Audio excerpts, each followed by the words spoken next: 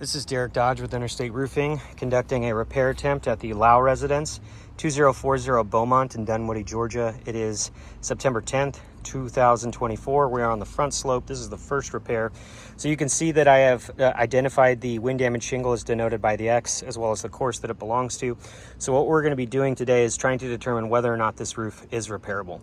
First thing that I want to mention before we start the process is just the overall condition of the roof. This looks to be about a 15-year-old roof. We see a lot of granule loss, the condition of which may or may not lead to successful repairs. What is important to note here is we didn't do this. This is a previous repair done a couple years ago where we can see clear signs of failure. We can see the creasing across the top of these shingles, which indicates that the matting, the fiberglass matting, is fractured. You can also see that these aren't sealed down. So in an attempt to repair this repairs, we see that there's a failure. And this one's sealed down and so is this one, but just because it's been sealed down doesn't mean that the damage hasn't been done, which it's very clear we can see that the damage has been done, and that was noted in the first inspection. So what we're gonna do is I'm going to be breaking the adhesive tar strips in these two tabs as well as these two courses above. I'm gonna be removing the nails, removing the old shingle, replacing it with a like and kind quality shingle, and then refastening the new shingle back down and inspecting to see whether or not these shingles have been damaged in the process. As you can see right now clearly, there is currently no damage in the two courses above. The only one damaged is the wind damage shingle. I'm going to be using a flat pry bar as well as a mag hatch to be performing the repairs, which are industry standard tools. First thing that I want to do is I kind of want to establish a baseline of what 45 degrees is. A lot of the times when we're filming this and we have someone holding the camera for us, it's hard to see what the actual angle is. So this is a speed square that we use in construction. This is how we find angles and things. So what I'm going to be doing is right here, I'm going to be lifting the shingle to a 45 degree angle. You can see right there on the speed square, it says 45 right there. So when I hand this off, I'm going to also have my coworker hold the camera at the angle that he's going to be holding it. I'm going to lift it to a 45 again. So that way, if you guys need to screenshot this, you can see that I'm not lifting these shingles above this angle to perform the repairs. Nothing more is necessary. This isn't even necessary, but 45 is the standard. So now that I've established that baseline, I've explained what I'm going to do. I'm going to pass the phone off to my colleague.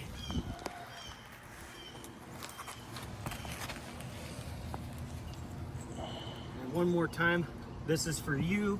As the adjuster, if you want to take this opportunity to take a screenshot when I lift this up to a 45 degree angle. So that's a 45 degree angle on the speed square. So any more than this would be lifting it more than is necessary to perform the repairs. I will not need to lift the shingle higher than this to perform this repair. Now that I've explained what I'm going to do, let me just go ahead and do it. So we got to break the tar strips.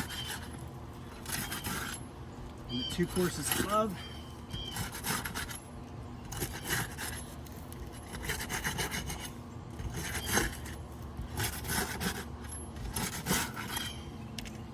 Now that the tar strips have been broken, should be able to just get the nails.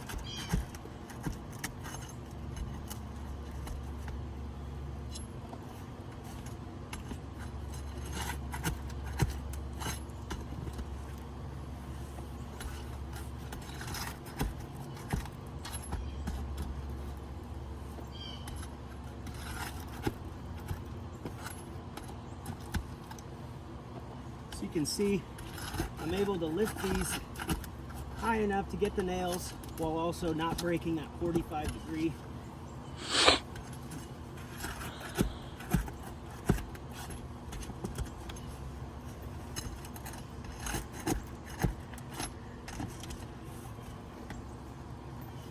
Okay, the nails have been removed. I'm able to easily take this out. What I need to do now is take overviews and close-ups.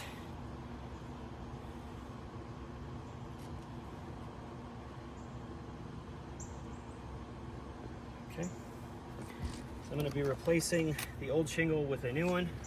This is a like and kind quality shingle. Closest to color match that we could get. This is a 3-tab organic shingle. Use the chalk lines to line it back up. And we will begin the nailing process.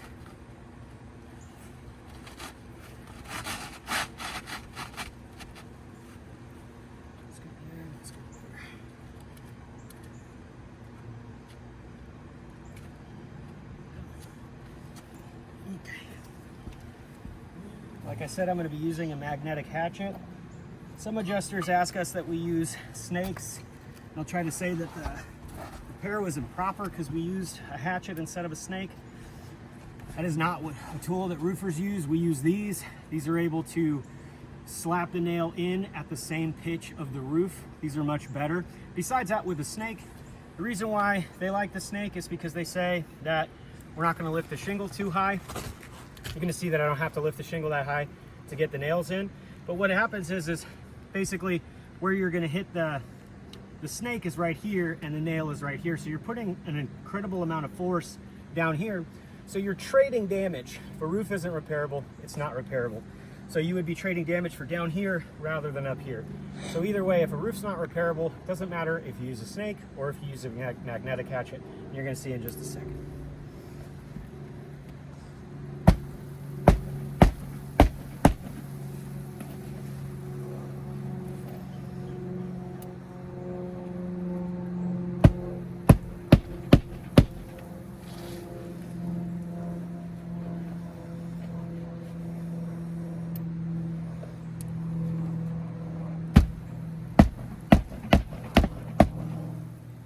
As you can see, I'm not lifting these shingles more than the 45 baseline that we had to start with. Still able to hit the nails into the shear strip.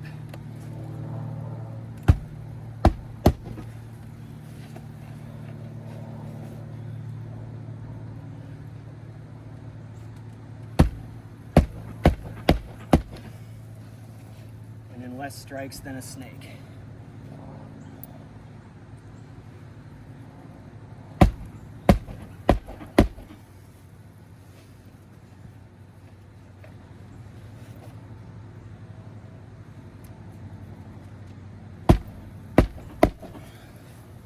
Okay,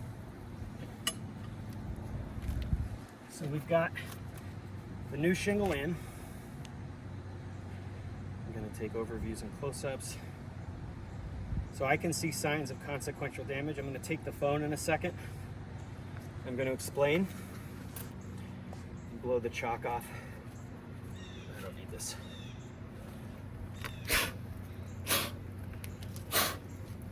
Okay. So, we can see consequential signs of damage that happened as a result of the repair. You can feel free to rewind, make sure that I didn't lift these shingles more than was necessary. It was never over a 45, but we can see like right here. First thing that I look at, I look for signs of creasing. We see signs of creasing right here, but I also lift it up to feel the tension in the shingle. If it feels like a sticky note, it means that the matting is fractured. Another way we can tell whether or not matting is fractured is, first thing I'll do is, like this is a brand new shingle, so there would be obviously no concern of whether or not the matting is fractured. So we use this as like a control. Wipe my hands across the top. I'm putting good pressure on here. We see no granule loss whatsoever. We see a crease here. Wipe our hands across the top and look at that. The crease has become way more pronounced because this is the actual fracture that has happened. We see right here, this one is good. This has good tension. It doesn't feel like a sticky note. We can see right here, we've got the beginnings of a crease. This feels like a sticky note. Wipe my hands across and we can clearly see the crease that is formed. You can see it here. It's kind of hard with the chalk and the glare. If I wipe my hands, look at that. Wipe my hands across the top. We can clearly see the fracture that has happened. Here, this looks fine. Let's check. Yeah, this one's fine. Right here, we can see the beginnings of a crease. Wipe my hands across and look at that. So, in an effort to repair one shingle, 4 of these shingles have been damaged. Now, I've had Allstate adjusters. No one in this claim has said this. I just want to cover all the bases. I've heard some adjusters who have said, it doesn't matter what kind of shingle you lift. If you lift it to a 45-degree angle, it will have granule loss. That is not true. So let me show you. Hand this back to you real quick. So let's take our speed score. We're going to go to the brand new shingle. So this is a brand new shingle. We obviously know, based off of the control from earlier, that the shingle didn't have any granule loss. So I'm going to take my speed square. I'm going to lift this to a 45-degree angle. I'm going to let it drop down. You can see how it doesn't always just flap down. Wipe my hands across the top. We see no granule loss. You don't hear any in the audio. So let's try to test this theory. Let's go to a 65-degree angle. So I'm here at a 65-degree angle. Wipe my hands across the top, and we see absolutely no granulus. Let's go to a 90-degree angle. You see how it was slowly coming back down? Wipe my hands across the top. Absolutely no granulus. So the fiberglass matting in these newer shingles, because it's pliable and new, will not fracture. These are old. This is a 15-year-old roof. So the age and condition will not allow for repairs to be done successfully. So in the course of trying to repair one shingle, 4 have been damaged in the process, and it wasn't through improper care or improper tools. This was due to the age and condition. Now I know that Allstate does not cover age and condition, but that's not why we're here attempting this repair. We are here attempting the repair because of the wind damage shingles that Allstate has acknowledged. So the only way to get Miss Lau back to pre-loss conditions is a full roof replacement. So if you have any questions, our contact information will be in the body of the email. And that will conclude this repair. The last thing that I'm going to do, we'll do it off camera and we'll have a picture photo report for you, is I'm going to put an emergency tarp over this to protect the Laus from any further leaks in the future. But that's it. Thank you so much.